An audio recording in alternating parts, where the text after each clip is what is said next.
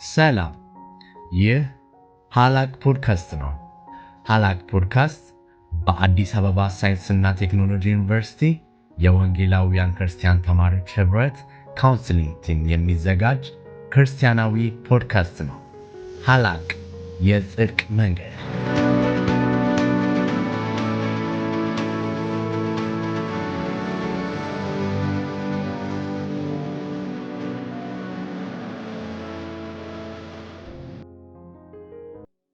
ሰላም የሀላቅ ፖድካስት ተከታታዮች፣ ከበጣም ረጅም ረፍት በኋላ ወደ ሁለተኛው ሲዝን እንኳን ደህና መጣችሁ። እንግዲህ እንደምታውቁት የሀላቅ ፖድካስት በካውንስሊንግ ቲም የሚዘጋጅላችሁ መንፈሳዊ ነገሮች ላይ ያውጠነጠነ ፖድካስት ነው። ዛሬ ደግሞ ልንነጋገር እንግዲህ ያሰብነው ስለ ጸሎት ነው። የተለያዩ ነገሮችን አንስተን እስቲ እንወያያለን ብለን አስበናል። እስቲ መጀመሪያ ዛሬ ከኔ ጋር ያሉትን ሰዎች እስቲ ራሳቸውን ያስተዋውቁ። እኔ እስክንድር አባተ እባላለሁ። የአራተኛ ዓመት የማይኒንግ ተማሪ ነኝ። ካውንስሊንግ ቲም ውስጥ ነው የማገለግለው። እኔ ደግሞ ሂማን ዳንኤል እባላለሁ። ኬሚካል ኢንጂነሪንግ ተማሪ ነኝ፣ አራተኛ ዓመት እና ካውንስሊንግ ውስጥ እኔም አገለግላለሁ። ደስ ይላል። ያው እኔም ሚልኪያስ ነው የምባለው። ዛሬ እንግዲህ አብረን የምናቆያችሁ ከኛ ጋር ነው። እሺ እስቲ ወደ ገደለው ስንገባ ትላለህ። የመጀመሪያው ዲስከስ ማድረግ ያለብን ምንድነው፣ ከመሰረቱ ምንድነው ጸሎት ብለን ብናወራ አሪፍ ነውና ምን ይመስላችኋል ጸሎት? ዛሬ ስለ ጸሎት ነው የምናወራው። ፐርሰናሊ እኔ ጸሎት እንደሚመስለኝ ከእግዚአብሔር ጋር አንድ የምንገናኝበት መንገድ ነው። እግዚአብሔር ብዙ ማለት በቃሉ እግዚአብሔርን የሱን ፈቃድ ማግኘት እንችላለን፣ ግን ደግሞ እኛ ለእግዚአብሔር የኛም ፐርሰናል ጥያቄዎች የምናቀርብበት ደግሞ እሱን የምናመሰግንበትና አንዱ የምናመልክበት መንገድ ነው ብዬ አስባለሁ። ስለ ጸሎት ስናነሳ ከእግዚአብሔር ጋር እንገናኛለን በጸሎት። የማንም ሐሳቡን እንዳነሳው እግዚአብሔር በተለያየ መንገድ የራሱን ፈቃድ ያስታውቀናል። በቃሉ በኩል እግዚአብሔር ፈቃዱን ያስታውቀናል፣ በጸሎት በኩል እግዚአብሔር ፈቃዱን ያስታውቀናል እና የፈጠረን አምላክ ጋር በጸሎት እንገናኛለን እና ከዛ ጋር ታይዞ ጸሎትን ትርጉም እናነሳለን። አሪፍ ሀሳቦች ተነስተዋል። እስቲ እኔም ትንሽ ላውራላችሁ። እስቲ ማስበው ስለ ጸሎት። እኔ ጸሎትን ማየው እንዴት ነው፣ ከእግዚአብሔር ስጦታዎችን የምንቀበልበት መንገድ ነው ብዬ ነው ማስበው። ጌታችን ኢየሱስ ክርስቶስ ምን ይለናል? ላይክ ወንጌላት ላይ ምን ይላል? ጓደኞቼ ናችሁ ብሎ ይናገራልና ይህን ነገር እኔ አትሊስት መረዳው ከምን አንጻር ነው፣ ወይም ሌሎች ሰዎችም እንደዚህ ነበር የሚረዱት። ምንድነው የሆነ ቤስት ፍሬንድ ነው ኦር ሳምቲንግ የምትሉት አይደለም፣ እስቲ አምላኬ ነው። እዛ ጋር ከምን አንጻር ነው እያነሳ ያለው ለሚለው እያቀረበን እንደሆነ ያሳየናል።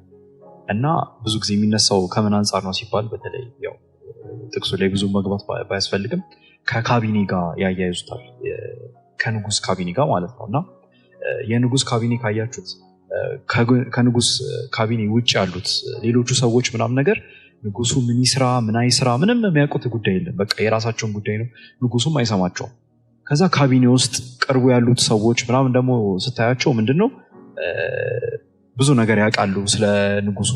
ከዛም ያማከራቸዋል፣ ይገን አይደል እንደዚህ ላድርግ ምናምን ነገር ብሎ ይጠይቃቸዋል። እና ከዚህ አንጻር ነው ማየት ያለብን ብዬ አስባለሁ። እና እግዚአብሔር ወይም ደግሞ ጌታችን ኢየሱስ ክርስቶስ በሰራው ስራ ምክንያት እኛን ጓደኞቹ አድርጎናል፣ እዛ ካቢኔ ውስጥ አስገብቶናል። ለዛ በጸሎት ውስጥ እንግዲህ በቃል ውስጥ እንግዲህ እናውቃለን የእግዚአብሔርን ፍቃድ አለ፣ እግዚአብሔር ፍቃድ አስታውቆናል የእግዚአብሔርን ፍቃድ። ለዛ ልክ እዛ ካቢኔ ውስጥ እንዳሉት ሰዎች ይህንን ነገር ስለምናውቅ ከእግዚአብሔር ጋር የምንመካከርበት መንገድ ነው። እግዚአብሔር ምድር ላይ በሚመራበት ሰዓት በእኛ ጸሎትም አንዱ ተጠቅሞ እኛ በምንጸልይበት ነገር እያማከር ነው ወይም ደግሞ እንደ ጓደኛ አቀረብነው ብዬ አስባለሁ። እና በዚህ ምክንያት የሆነ በጣም ዳይናሚክ የሆነ ነገር ይመስለኛል። ምክንያቱም እግዚአብሔር ምድር ላይ እንግዲህ እንደምናውቀው በጣም ብዙ ሀሳብ አለው፣ በጣም ብዙ እቅድ አለው አይደል? እንደዚህ ብታደርግስ ብለን እየጠየቅ ነው እና ደግሞ ላይክ በደሙ ምክንያት ይሰማናል፣ ካቢኔ ውስጥ አስገብቶናልና ይህ ይመስለኛል ጸሎት ብዬ አስባለሁ። ሌላው ጥያቄ ከጸሎት ጋር ተያይዞ የሚነሳ ጥያቄ አለ። አንድ ስንጸልይ ፎርም አለ ወይ? እንዴት ነው ጸሎታችን? ወደ እግዚአብሔር የምናደርሰው? አንዳንድ ጊዜ ድምፅ ማውጣት አለብን ወይስ በዝግታ መጸለይ አለብን የሚለውን ሀሳብ ምን ታስባላችሁ?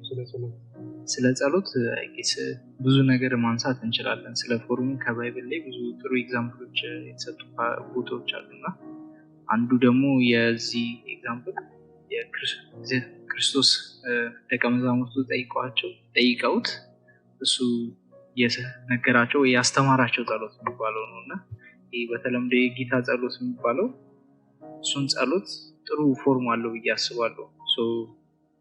አይ ቲንክ እናንብባ ምዕራፍ 6 ቁጥር 9 ላይ እንዲህ ስትሉ ጸልዩ ብሎ በሰማያት የምትኖር አባታችን ሆይ ስምህ ይቀደስ፣ መንግስትህ ትምጣ፣ ፈቃድህ በሰማይ እንደሆነች እንዲሁም በምድር ትሁን። የዕለት እንጀራችንን ስጠን ዛሬ፣ እኛም ደግሞ የበደሉንን ይቅር እንደምንል በደላችንን ይቅር በለን፣ ከክፉ አድነን እንጂ ወደ ፈተና አታግባን፣ መንግስት ያንተ ናትና ኃይልም ክብርም ለዘላለሙ አሜን። እዚህ ጋር ደግሞ የምናየው አንድ ኦልሞስት ወጥ የሆነ ፎርማት ያለው ይመስላል። ሲጀምር እግዚአብሔርን በምስጋና መልኩ ይጀምራል። ከዛ የመንግስት ትምጣ ደግሞ የእሱን ፈቃድ በዚህ ምድር ላይ እንዲሆን የሚል ሀሳብ ይሰጣል። እንደዛ ካለ በኋላ ደግሞ የሚቀጥለው ወደ የዕለት እንጀራችንን ስጠን ወይ የእኛን ልመና ወደ ማቅረብ ነው። ከዛም ደግሞ ይቅርታም ወይ ንስሐ የእኛን በደል ይቅር በለን ሌሎችን ይቅር የሚል ሀሳብ አለው እና ኦቨርኦል አይ ቲንክ ጥሩ ፎርማት ይመስለኛል። ይሄ በተለይ አዲስ ጸሎት ልምድ ለመጀመር ወይም ስለ ጸሎት አላቅም ለሚል ሰው ከዚህ ተነስቶ መጸለይ ቢጀምር ጥሩ መንገድ ይሆናል ብዬ አስባለሁ። እንደተነሳው ነው ማለት ፎርም ስለሚለው ብቻ ማውራት ያለብን። አሁን ለምሳሌ እኔ ራሱ ድሮ በጣም አዲስ በቃ በሚባል ደረጃ በነበርኩበት ጊዜ የሆነ ብዙ ጊዜ ጸሎት ሰው ሲጸልይ እናይና እንደዛ ይመስለናል ጸሎት። ለምሳሌ አንዳንድ ሰው በጣም ጮክ ብሎ ሊሆን ይችላል የሚጸልየው። ከዛ እኔ እንዴት እንደዛ ጸልያለሁ? ምናልባት ደግሞ በጣም የሆነ ፎርም ሲባል በቃ እንደዚህ አሁን እንደ ጌታ ጸሎት ሳይሆን ሜቢ የምታዩት ነገር ይኖራል። በቃ የሆነ ነገር ላይክ ፓስተሮቻችን ወደ አጸለያያቸው ማለት ነው። ከዛ እኔ ቃላቶቹን አላቅም ምናምን እንደዚህ አይነት ነገር ራሱ ልንል እንችላለን። እና እኔ ብዬ ማስበው ምንድነው በቃ ስንጀምር ሁሉን ነገር እናውቃለንም ተብሎም አይገባም። ከዛም ውጪ ደግሞ መጸለይ ይችላል የሚል ሰው ራሱን እየዋሸ ነው። ምክንያቱም መጽሐፍ ራሱ ይነግረናል። ሮሜ ላይ ምን ይላል? እኛ መጸለይ ማንችለውን መንፈሳችን በውስጥ ሆኖ ይቃጥታል ይላል። ምን ለማለት ነው? የሆነ በቃ ላናውቀው እንችላለን። በቃ ግልጽ ነው። ደቀ መዛሙርቱም ለዛ ነው የጠየቁት አይደል? እንዴት ብለን እንጸልይ ብለው የጠየቁት ለዛ ነው። ለዛ በተለይ ስንጀምር ምናምን በጣም አሪፍ ብዬ ማስበው ራሱ ነው። ይህንን የጌታን ጸሎት ቃል በቃል በቃ እንደው ዝም ብሎ ሮት ምናምን ሳይሆን ሮት ሜሞራይዜሽን አይነት የሆነ ዝም ብሎ ቃሉን ለማለት ሳይሆን ጀስት እያሰባችሁት እያንዳንዷን ጥቅስ ስትሄዱበት ማለት ነው። ጀስት እሷን ነገር ቢደረግ አሪፍ ነው እና ያው መጮህም ምንም የሰው ፍላጎት ነው እንጂ እግዚአብሔር የሚሰማው ስላጮህን ወር እንደዚህ ነገር አይደለም። የተሰማንን ነው ደግሞ ወደ እግዚአብሔር የምንሄደው። ማስታወስ ያለብን ምንድነው እኛ በምንጸልይበት ሰዓት እግዚአብሔር የሚሰማን እኛ ስለሆነን አይደለም፣ ክርስቶስ ለእኛ በሰራው ስራ ነው። ለዛ ታላቅ ሊቀ ካህን አለን ማለት ምን ማለት ነው? ክርስቶስ ከኛ ጋር ሆኖ አብሮ ነው የሚጸልየው። በቃ ማለትም ወደ እግዚአብሔር ጸሎትና ልመናችንን ስናስገባ ክርስቶስ ከኛ አጠገብ በክርስቶስ ስራ ነው የሆነው። ለዛ ኢቭን መጠራጠር ራሱ የለብንም። ምክንያቱም እንደው እቺ ትንሽ ከበድ ሊል ይችላል፣ ግን በቃ የክርስቶስን ስራ ማናናቅ ነው ጸሎት አልሰማም ማለት። ምክንያቱም የምንሰማው በክርስቶስ እና ጀስት የተሰማንን ስንል ደግሞ ምንድነው ላይክ በቃ ቅድም እንዳልኳቸው ጓደኛዬ ብሎ የለ በዛ ልክ እግዚአብሔር ከጠራን እኛ ለጓደኛችን ለምሳሌ አሁን የሆነ መጥፎ ነገር ሲሰማን ጸጥ ብለን እናልፋለን? አናልፍም። ልክ መዝሙረኛው ዳዊት ላይ እንዳለው የተሰማንን ሁሉ ወደ እግዚአብሔር እያቀረብን አረ እግዚአብሔር ሆይ ለምን እንደዚህ አላረክም? በቃ ኮምፕሌን ራሱ ከሆነ መሄድ አለብን። ምክንያቱም ያ ነው ጓደኛ ያረገን እግዚአብሔር እና እንደዛ ማለት ነው። አንድ ጥቅስ ባነብ ደስ ይለኛል። ከፊልጵስዩስ መልእክት ምዕራፍ 4 ቁጥር 6 ላይ እንዲህ ይላል፣ ጌታ ቅርብ ነው፣ በነገር ሁሉ በጸሎትና በምልጃ ከምስጋና ጋር በእግዚአብሔር ዘንድ ልመናችሁን አስታውቁ እንጂ በአንዳች አትጨነቁ ይላል። ጸሎት ፎርም አለው ወይ ለሚለው ነገር እግዚአብሔር ይሰማናል።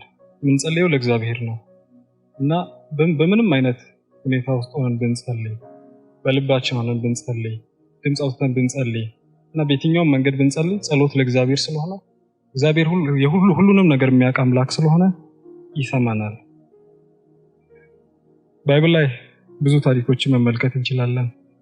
ዳዊት የነበረበትን የህይወት ጥያቄ ይዞ ወደ እግዚአብሔር ሲቀርብ ብዙ በህይወቱ የሚገጥመውን ነገር እግዚአብሔር ሲናገር እንመለከታለን። ከዛ ጋር ተያይዞ ኢየሱስን ከደቀ መዛሙርቱ ተለይቶ ይጸልይ ነበርና ጸሎትን ስናነሳ ከእግዚአብሔር ጋር የምናወራበት መንገድ ስለሆነ ፎርም አለ ወይ ለሚለው ነገር ፎርም አለው ብዬ አላስብም። ይሄ ቀጥታ እንዲህ ጸልይ ተብሎ ሳይሆን እግዚአብሔር ይሰማናል። ጸሎት ለእግዚአብሔር ስለሆነ በዛ መልኩ እንረዳው አሪፍ ነው።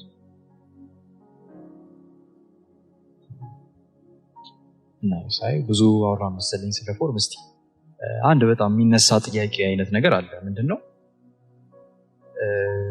ማርቆስ ላይ ለምሳሌ ምናልባት ጥቅሱ መሰለኝ የብዙዎቻችን ጥያቄ ስለሆነ ማለት ነው። ጥያቄ ማርቆስ ላይ 11:24 ላይ ስለዚህ እላችኋለሁ የጸለያችሁትን የለመናችሁትንም ሁሉ እንዳገኛችሁት እመኑ ይሁንልማችኋል ይላል። እና እዚህ ጋር ደግሞ የሆነ እንጃ ብቻ ለብዙዎቻችን አሁን የሚጋጭ አይነት ኤክስፒሪየንስ ያለን ይመስለኛል። እዚህ ጋር አሁን ጸሎት ለምሳሌ እዚህ ጋር በቃ እመኑ ይሰጣችኋል አይነት ሐሳብ ይነሳና ከዛ ግን በህይወታችን ግን ለምሳሌ በጣም የምንፈልገውን እግዚአብሔርን አረታው ብለን በቃ እንደው ለኛ ራሱ ስናየው ለምሳሌ አሁን ከእግዚአብሔር ፍቃድ ጋር ራሱ ማይጋጩላል ይመስለን ይችላል። ስናየው ለምሳሌ እንደ ኤግዛምፕል በቃ ፒውርሊ በቃ በጣም አሪፍ የሆነ ነገር ራሱ ለምነነው እግዚአብሔርን ሳይሳካ እናየዋለን፣ ጸሎቱ ሳይመለስ እናየዋለንና እቺን ጥቅስ ተነስቶ ደግሞ በቃ እግዚአብሔር ታዲያ ከቃሉ ታማኝ አይደለም ማለት ነው ወይስ የኔ እምነት ችግር ምንድነው የሚለው ነገር ጸሎት አይሰማም ብለን ራሱ ልንደምድም እንችላልና እስቲ ይሄኛውን ምን ታስባላችሁ? እንደው ወይስ ለእናንተ የሆነ ሁሌ ይመለስላችኋል? ጸሎትና ምላሽ ሲነሳ ያው ብዙ ጊዜ የምንጸልየው ጸሎት አለ። አንዳንድ ጊዜ ደግሞ በጣም ወደ እግዚአብሔር ፊት ልክ ነው ብለን የምናስበውን ጥያቄ ይዘን እንቀርባለን። ያ ነገር ደግሞ ሳይመለስ ሲቀር ልክ አይደለም እንዴ እግዚአብሔር በቃሉ በኩል ብዙ ነገር ተናግሮ ነበር፣ ይሄ ነገር ልክ አይደለም ብለን እናስባለን። ከዚህም ጋር ተያይዞ ደግሞ ብዙ የሚነሱ ጥቅሶች አሉ። ለሚያምን ሁሉ ይቻላል፣ ለምኑ ይሰጣችኋል፣ በዚህ አይነት ጥቅሶችን ከዛ ጋር ተያይዞ ብዙ ሰዎች አንዴ የጸለያችሁትን ጸሎት እንደተቀበላችሁት ማመን አለባችሁ ብለው ያስባሉ። ስለ ጸሎት ስናነሳ አንድ ነገር መርሳት የሌለብን ነገር አለ፣ የእግዚአብሔር ፈቃድ። ከዚህ ጋር ተያይዞ እንደ ዋነኛ ማንሳት ያለብን ነገር የኢየሱስ ክርስቶስን የመጨረሻውን ሰዓት መመልከት እንችላለን። ለእግዚአብሔር ፈቃድ ስናነሳ ኢየሱስ ክርስቶስ እግዚአብሔርን የጠየቀው ነገር አለ። የዓለም ሁሉ ኃጢአትን ሊያስወግድ ነው። ጌቴሴማኒ ላይ ነው ኢየሱስ ክርስቶስ ያለው። እግዚአብሔርን ለመነው፣ እግዚአብሔር አባቱን በብዙ ነገር ውስጥ ሆኖ ኢየሱስ ክርስቶስ ሲለምን ሲቃተት እንመለከታለን። ግን ኢየሱስ ክርስቶስ የጠየቀው ነገር አለ። ፈቃድ ይሁን፣ የኔ ፈቃድ ሳይሆን ያንተ ፈቃድ ይሁን ብሎ ኢየሱስ ክርስቶስ ከጸሎቱ ጋር አያይዞ የጸለየው ነገር አለ እና ያ ነገር አልሆነም። የኢየሱስ ክርስቶስ ፈቃድ አልሆነም፣ የእግዚአብሔር ፈቃድ ሆነ።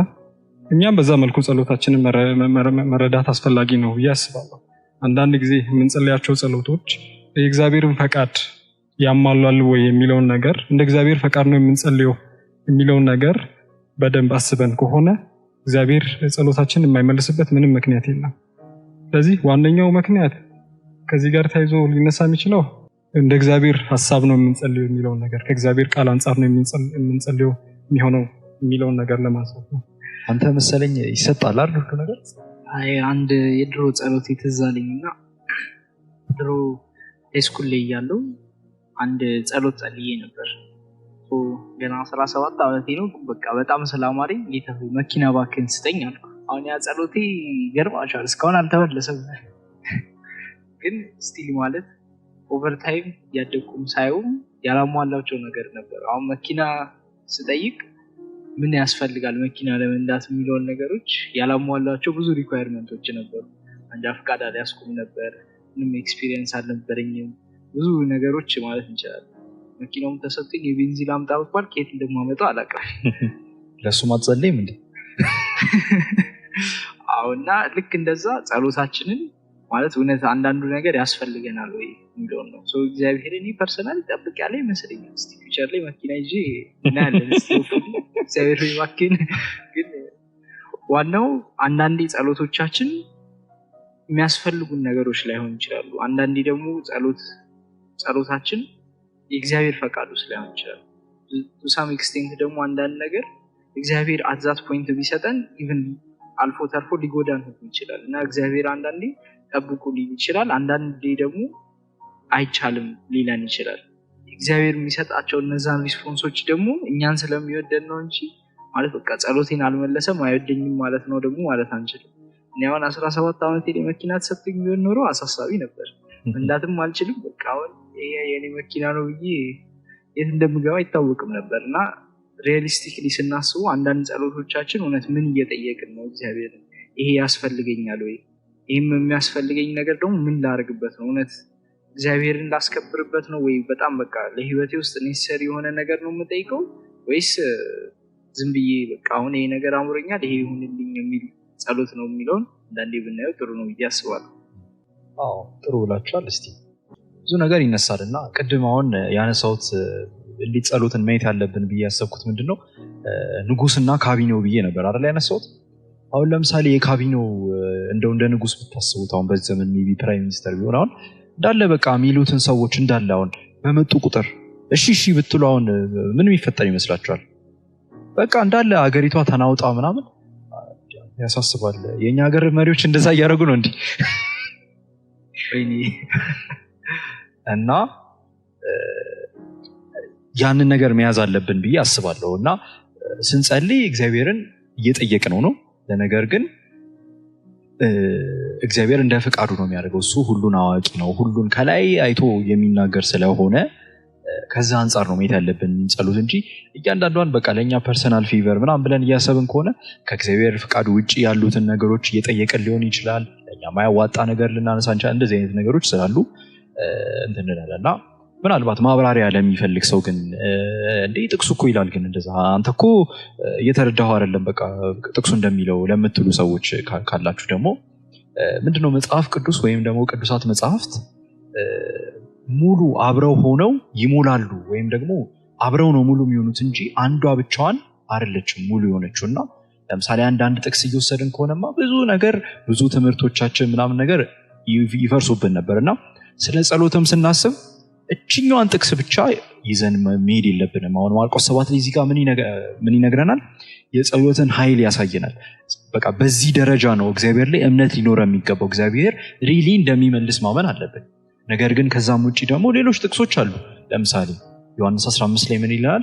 እናንተ በእኔ ሁኑ እናም ደግሞ እንደ ፍቃዴ ከጸለያችሁ እመልስላችኋለሁ። እዛ ጋር ኮንዲሽን ሁላ ተቀምጧል። እንደ ፍቃዴ ይላል። እንደገና ያዕቆብ 4 ላይ ይመስለኛል እሱን ኮት አታርጉኝ ግን ጀስት ያዕቆብ ላይ እንደዚህ አይነት ሐሳብ አለ። ምንድነው ጸሎቶቻችሁ እኮ ማይመለሱት የራሳችሁን ፍላጎቶች የራሳችሁን በቃ ምኞቶች ብቻ ለማሟላት ስለምትጠይቁ ነው። ለዛ ነው ማይሰጣችሁ ይላችኋልና ስለ ጸሎት ስናስብ አንዷን ጥቅስ ብቻ ንጥል አድርገን አይደለም እናስበው። ሙሉ መጽሐፍ ቅዱስ ላይ ያለውን ስናይ አይደለም ኮንዲሽን አለው እግዚአብሔር በፍቃዱ ብቻ እንደሚመልስ። እንደው እንደ ኤግዛምፕል ራሱ አንድ መጠቀስ የሚችለው ጌታችን ራሱ ጸልዮ ነበር አይደለ? እንደው ያንተ ፍቃድ ቢሆን እቺ ጽዋ ትለፍ ይል ነበር፣ ግን አላለፈውም። ምክንያቱም የእግዚአብሔር ፍቃድ አልነበረም እና እሱን እናነሳለን። ከዛ ደግሞ የተነሳው የተወሰነች ነገር ደግሞ አይ ጸሎት ካልተመለሰ ያንተ የእምነት ችግር ነው በቃ አላመንክም ማለት ነው አይነት ነገር ይነሳል። እንደው በጣም ብዙ ሰዎች እኔ ራሱ አሁን አንድ ሰው በጣም በቃ ያሳዘነኝ ብዬ ማስበው ምንድነው በቃ የቤተሰብ የሆነ የሄልዝ ችግር ነበረ እና በጣም ጸለየ። ከዛ እንዳጋጣሚ ሰውየው አረፈ ቤተሰብየውና ልጁ በጣም ተሰማውና በቃ ምን አለ ማለት የተማረው ምንድነው ጸሎት ከሱ እምነት ጉለት ነው ማይመለሰው እንጂ ከሌላ አይደለም አይነት ነገር በጣም ማይሆን ቦታ ውስጥ ገብቶ ነበር የሰውና እሱንስ እንዴት ማየት አለብን ብላችሁ ታስባላችሁ? ነው ወይስ ልክ ነው እምነታችንን ማስተካከል አለብን? ምክንያቱም አክቹአሊ እንረዳቸዋለን እኮ ጥቅሱንም ስናየው ምንድነው የሚለው ካመናችሁ ይሰጣችኋል ይላል አይደል? ለዛ አላመነም ማለት ነው አይደል? ይሄኛው ልጅ ለዛ መሰለኝ ያ አጥፎ ነገር ያጋጠመው በጣም ከብዳል። እስኪ ምን ትላላችሁ ስለዚህ? በዚህ ጉዳይ ላይ በጣም ብቻ ያነሳው ሀሳብ በጣም ወይ ያነሳው ታሪክ የነበረው ነገር ያ ልጅ የጸለየው ነገር አንድ ነገር ወጥ የሆነ ነገር ያ ሰው እንዲድንለት ነበር ሲጸልይ የነበረውና እኔ ፐርሰናሊ ከእምነት ጉድለት ነው እንኳን ምለው አይደለም፣ ግን ከዚህም በፊት ስትል የነበረው የእግዚአብሔር ፍቃድ ቴክስ ፕራዮሪቲ። አሁን ቅድም ስናነሳው የነበረው ኤግዛምፕል ነበር። ክርስቶስ በመጨረሻው ጊዜ ላይ በቃ የጸለየ ልክ ልጁ እንደመሆኑ እንኳን በቃ መቼስ አባቴ ልጁን በቃ የሚፈልገውን ሁሉ ይሰጠዋል እኮ ማለት ብለን ማሰብ እንችላለን። ግን እውነታው ግን በቃ የእግዚአብሔር ፈቃድ ቴክስ ፕራዮሪቲ በአንዳንድ ነገሮች ላይ እና ያንን ሲቹዌሽን ደግሞ በጣም እንደምናስበው መሆን የለበትም። እንዴ በቃ አንዴ በእምነት ነው ብቻ የምንለው አይደለም። እንደውም ለዚህ ታሪክ አንድ እዚህ ሚሊንግ ታሪክ ለዚህ ስብከት የሰማሁት አንድ ሴት ነበረችና እሷ ባሏ አርፎባት በጣም ትጸልያለች። በቃ ጌታ ሆይ እባክህን ብላ በቃ ቆይ ተብሎ ልክ ሀፕን ካደረገ በኋላ በቀኑ በቃ ይጸልይ በቃ ከጌታ ከሞት እንዲያስነሳው ብላ ለረጅም ጊዜ ትጸልያለች። ጸልያ እግዚአብሔር እሺ በቃ ግን እኔ ሐሳቤ አይደለም ይሄ ነገር ብሎ ባሏ ከሞት እንዲነሳ ያደርግና ከዛ ግን ከሱ በኋላ ያለው ህይወት ከሱ በፊት በደንብ በቸርች ውስጥ አገልግሎት በብዙ ነገር ውስጥ ያደርግ ነበር። ከሱ በኋላ ግን በቃ ያ ሲቹዌሽን ትንሽ ለውጦት ሰውየው በተለያየ ነገሮች ውስጥ ተጠመደ። ሰው መጠጣት ጀመረ፣ የተለያየ ነገሮች ውስጥ ገባና ማለት ከእግዚአብሔር ቤት ምራቀና በኋላ ላይ ብቻ ለካ ስትነሳ በህልሟ ነበር ይሄ ሀፕን ያደረገው። ሶ እግዚአብሔር የኔ ታይሚንግ ፐርፌክት ነው፣ ያ ባልሽ ወደ ሌላ ነገር ሳይገባ በፊት ወደ እኔ ሰብስቤዋለሁ የሚል ሐሳብን ሰጣት በህልሟና አክቹአሊ ብቻ በህልሟ ነበር ባሏ ተነስቶ እንደዛ የሆነውና ማለት አንዳንዴ የእግዚአብሔር ሐሳብ እኛ ማለት ፊውቸሩንም አናውቀውም የሚሆነውንም አናውቀውም። ኤቭሪቲንግ ከኛ ከራሳችን ስናስበው አንዳንዴ ሪያሊስቲክ አይደለም እና የእግዚአብሔር ፈቃድ ፕራዮሪቲ እንደመውሰዱ እውነት እግዚአብሔር ከኛ በላይ ያውቃል ብለን አክሴፕት ማድረግ አንዳንዴ ሊጠቅም ይችላል ብዬ አስባለሁ። አንድ ጊዜ ፓስተራችን ሲያስተምረን እንደዚህ ብሎ ነበር። ሁለት ሴቶች ለየትዳር ጥያቄ ይዘው እግዚአብሔር ጋር ቀረቡ። መጀመሪያ እግዚአብሔርን ለመነችው። በጣም አንድ ላይ ነበሩ የጸለዩ። ለአንዷ ሰጣት፣ ለአንዷን ደግሞ ትዳር አልተሰጣትም እግዚአብሔር። ምንድነው ብላ ያቺ ሴት እግዚአብሔርን ጠየቀች እና እግዚአብሔር የሰጠው ምላሽ ለሷ ትዳሩን ባልሰጣት ኖሮ እሷ ትጠፋለች፣ ለአንቺ ትዳሩን ብሰጥሽ አንቺ ትጠፋያለሽ አላት። እና አንዳንድ ጊዜ በህይወታችን ምን ጠይቃቸው ጥያቄዎች አሉ። ስናስብ ልክ ናቸው፣ የሚያስፈልገን ነገር እግዚአብሔርን እንጠይቃለን። እግዚአብሔር ደግሞ አንዳንድ ጊዜ እነዚህ ነገሮች ወይ ጊዜ በመስጠት ወይም ጠብቁን ሲለን እንመለከታለን። ያም ሆነ መጨረሻ ላይ እኛ የጠየቅነው ጥያቄ ባይመለስ፣ ጸሎታችን ያልተመለሰ ጥያቄ ቢኖረው እግዚአብሔር ሉዓላዊ አምላክ ነው። መጨረሻ ላይ አንድ ማንክደው ነገር አለ። እግዚአብሔር የፈለገውን ነገር ማድረግ ይችላል። የምናስበው ጥያቄ ትክክል ሊሆን ይችላል። ምናልባት በጣም የምንፈልገው ነገር የሚያስፈልገን ነገር ሆኖ ሊታይ ይችላል። ነገር ግን ያ ነገር ባይሆንስ እግዚአብሔር ሉዓላዊ ነው። የሚቀየር ነገር አለ። በኢዮብ ሕይወት የተፈጠረው ነገር መመልከት እንችላለን።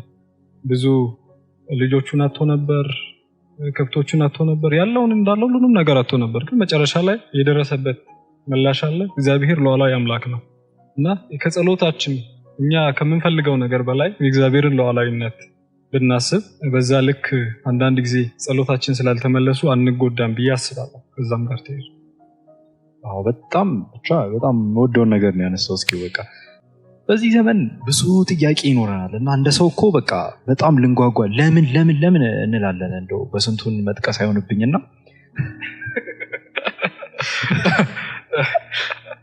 እና በጣም በቃ ለኛ ደግሞ ቅድም አንስቶት ነበር። እስኪ ምን አለ ኢዮብ ሁላ ነገር ተፈጠረበት አይደል? ከዛ ደግሞ መጽሐፍት ራሱ ይመሰክሩለት ነበር። በቃ ኢዮብ ጻድቅ ነበር፣ በእግዚአብሔር ፊት ታይቶ ነበር እየተባለ ማለት ነው። ነገር ግን ይሁላ በቃ ሁሉ ነገር ነው የተወሰደበት። ልጆቹ ተወሰዱበት፣ ቤቱ ተወሰደበት፣ ሀብቱ ተወሰደበት፣ በደዌ ተመታ፣ ሁሉ ነገር ተወስዶበት ለእግዚአብሔር እየለመነው ለስንት ዓመታት እግዚአብሔር አልመለሰለትም ነበር። ጸጥ። ግን የኢዮብ ምን ነበረ ጸሎቱ? ጓደኞቹ ሲወቅሱት አንተማ ኃጢአት ሰርተ ነው ሲሉት ምን እያለ ነበር ይውላል? አንድ ቀን እግዚአብሔር ይመልስልኛል እያለ ስቲል እግዚአብሔርን እያመሰገነ ነበር እስከ መጨረሻው። ከዛ መጨረሻ ላይ ራሱ እግዚአብሔር መልስ ሲሰጠው ምንድን ነበር ያለው? ዓለምን ስፈጥር የት ነበርክ ብሎ ነው የመለሰው። እና ምን እያልን ነው? የእግዚአብሔር ትልቅነት በጣም ከማየሉ የተነሳ ሁሉን ነገር እንረዳዋለን የሚለውን በጣም ብናስተው በቃ ወደፊት ይገለጥልን ይሆናል። ወደፊት ይገለጣል ስል በኋላ ላይ ወደ ጌታችን ስንሄድ ሁሉ ነገር በድንግዝግዝ የነበረው ይከፈትልን። አሁን በዚህ ዘመን ግን የምንይዘው ምንድን ነው ከተባለ ጌታ መስቀል ላይ ፍቅሩን ገልጦልናል። የእሱን ቸርነት አይተናል፣ መልካምነቱን በጎነቱን አይተናል። ለዛ በእሱ ነገር ተስፋ ይዘን ያልተመለሱንን ጥያቄዎች በቃ እንደዚሁ እናልፋለን። ልክ አሁን ለምሳሌ እንደው በምሳሌ ያለ አሁን ለምሳሌ የሆነ ጓደኛችሁ በጣም የምትቀርቡት በቃ ከህፃንነት የምታውቁት ሰው የሆነች ነገር ላይ ቢደብቃችሁና ባይነግራችሁ አይ ይሄኛውን በቃ አልመልስልህም ቢሉ ወዲያው ተነስታችሁ በቃ አይ ይሄኛው ሰውዬማ እንትን ነው አትሉ ማለት። ምክንያቱም ያ እምነት አለና ከዛ አንጻር ማየት አለብን። በእናንተ እምነት ብቻ ምክንያት ነው ምናምን ለሚለው ደግሞ የተወሰነ ለመናገር ያህል እባካችሁ እውነቴን ነው የምላችሁ፣ እንደው የወንድምነት ምክሬን እንደዛ ብላችሁ በፍጹም እንዳታስቡ። ሲጀምር እግዚአብሔር እምነታችሁ የሚከለክለው አምላክም አይደለም። በጣም እኔ በውስጤ በጣም የምወደው ታሪክ ማርቆስ 1:2 ላይ አላስታውስም እና ጌታችን ሰፈሮች ላይ እየዞረ እየሄደ የአንድን አባት ልጅ ፈውስልኝ ብሎ ይጠይቀዋል። ከዛ በኋላ አንተ አታምንም ብሎ ኢየሱስ ይወቅሰዋል። ስለማታምን ብሎ ሲወቅሰው ሰውየው ምን ይላል? እውነት ነው አለማመኔን እርዳኝ ብሎ እንደው ምናልባት ልቡን ራሱ እየመታ ሊሆን ይችላል። በቃ ወድቆ እግዚአብሔርን አለማመኔን እርዳኝ ይለዋል። ምን እያልኩ ነው? ከዛ በኋላ ያው ተፈወሰ ልጁ። ምን ለማለት ነው? የኛ አለማመን እግዚአብሔርን የሚያግደው ነገር አይደለም። ሲጀምር በዚያ አለማመንን የሚረዳ አምላክ ነው ያለን። ከዛም ውጪ ደግሞ እምነታችን ራሱ ካለን እግዚአብሔር የሰጠን ነው እንጂ በራሳችን ተነሳስተን ያመጣ ነው አይደለም። እና ነገሮች ሳይፈጠሩ አልተፈጠሩም ብለን ለእግዚአብሔር መተው ነው እንጂ ተነስተን በእኛ እምነት ምክንያት ነው ብለን አንልም። ምክንያቱም አጌን እግዚአብሔር የሚሰራው የኛን በጎነት የኛን ልመና የሆነ ነገር አይቶ አይደለም፣ መስቀል ላይ ክርስቶስ በሰራው ስራ ነው። ለዛ እናንተን ማለት ከፍቃዱ ውጪ ሲጀምር እግዚአብሔር እምቢ አይላችሁ። የእግዚአብሔር ፍቃድ የመጨረሻ ስለሆነ እናንተን የሚመልስላችሁ ደግሞ በክርስቶስ ነው። መተማመኛችሁ ያ ነው። ጸሎት ካልተመለሳችሁ ራሱ ከዛ አንጻር ነው የምታዩት እንጂ እናንተ አሪፍ እምነት ስላላችሁ ምናምን አይደለም። እንደዚህ ብላችሁም አታስቡ ብዬ አስባለሁ። በዛሬው ኤፒሶድ አብራችሁን ስለነበራችሁ እናመሰግናለን። እግዚአብሔር በብዙ እንዳስተማራችሁ ተስፋ እናደርጋለን። ለማንኛውም ጥያቄና አስተያየት ዲስክሪፕሽን ላይ ባለው ስልክ ቁጥር ልታገኙ ትችላላችሁ። በተጨማሪም ማንነታችሁ ሳይታወቅ የምክር አገልግሎት ማግኘት የምትችሉበትን የቴሌግራም ቦት ዲስክሪፕሽን ላይ አስቀምጠናል። እስከ ቀጣይ ኤፒሶዳችን መልካም ጊዜ። ሀላቅ የጽድቅ መንገድ